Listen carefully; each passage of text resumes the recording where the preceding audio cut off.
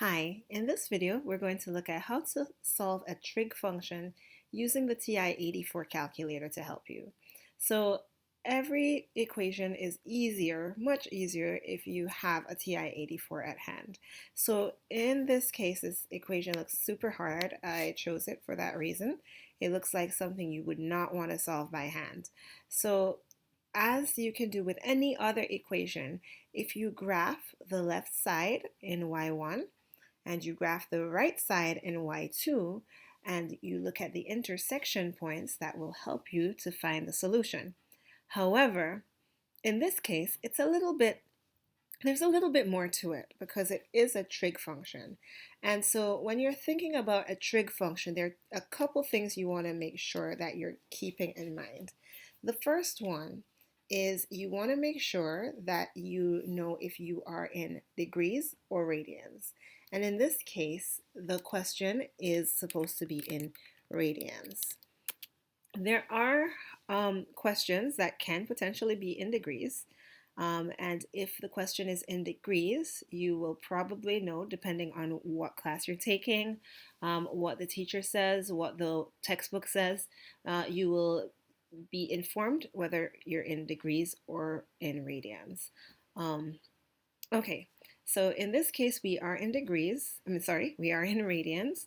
So you want to make sure that your calculator, the mode is also in radians.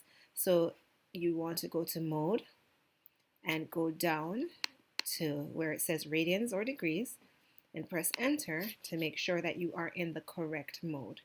So now that we are in radians, we are halfway there. All right, so after we check that we are in the right mode, you want to make sure that the window that you're looking at is correct. And again, most questions will tell you what window to use. So this question is actually not there in its entirety.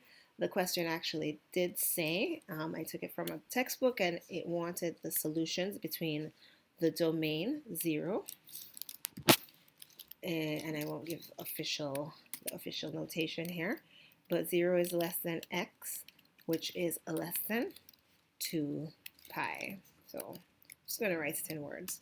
All right, so you want the solutions between 0 and 2 pi. So on your graph, you're going to make sure that you're only looking in that window.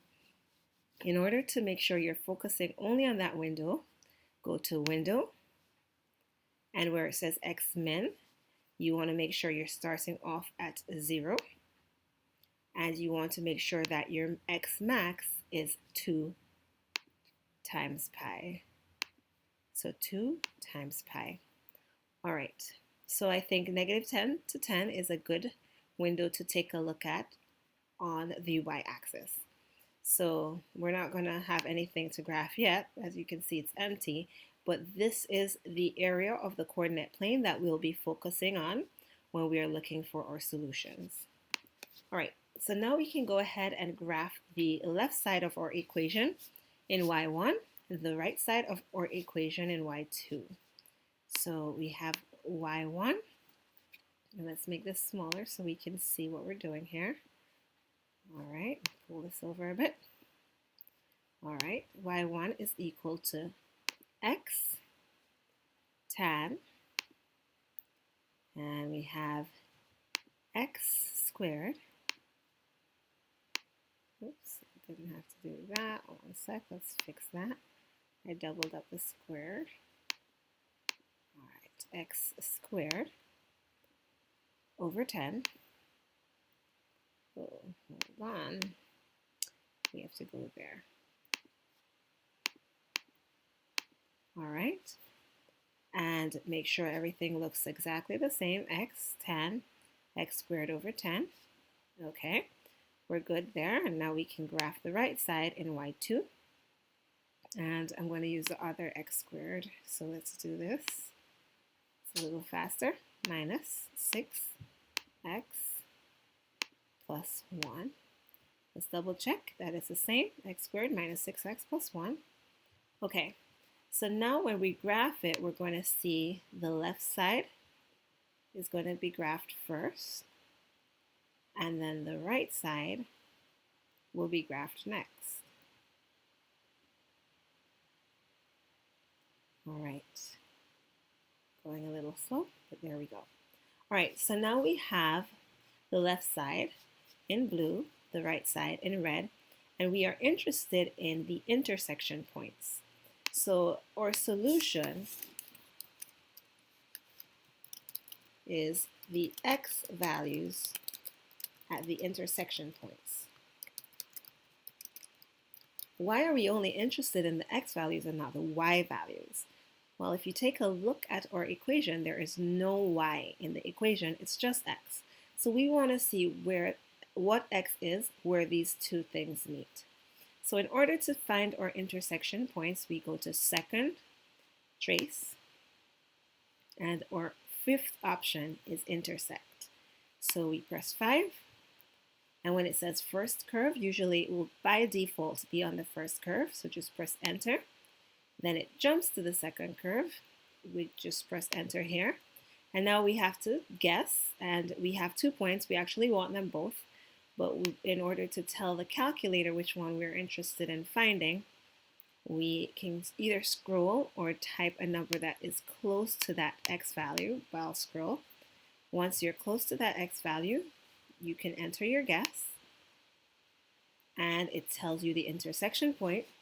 So our first solution is x equals 0.171 approximately. Now we want to find both solutions in the given domain. So we are also interested in this x value. So in order to find that x value, we go through the same steps. We press second, trace, option 5, which is intersect. First curve, we can just press enter. Second curve, just press enter. And then we can scroll to our other guess, or we can actually type an x value that we think is around there, but I'm going to scroll. And once we're close enough to it, we can press enter. We're almost there. So I'm going to go ahead and press enter now. Oops, not plus. Oh, all right, let's clear that. I'm just going to type 1, 2, 3, 4, 5 as my guess. And press enter. And it's telling us our other intersection points. So our second solution is equal to 4.92 approximately. All right, so let's recap. When we're solving a trig equation, we want to first make sure that we are in the right mode. So you want to make sure, depending on your class or your textbook, you're looking at whether or not you should be in radians or degrees. In this case, we were required to be in radians, so we went to mode, switch to radians. We also want to make sure that we are looking only in the required domain. In this case, the question wanted the solutions between 0 and 2 pi. So I went to the window and I set my x values, my x min to 0, my x max to 2 pi.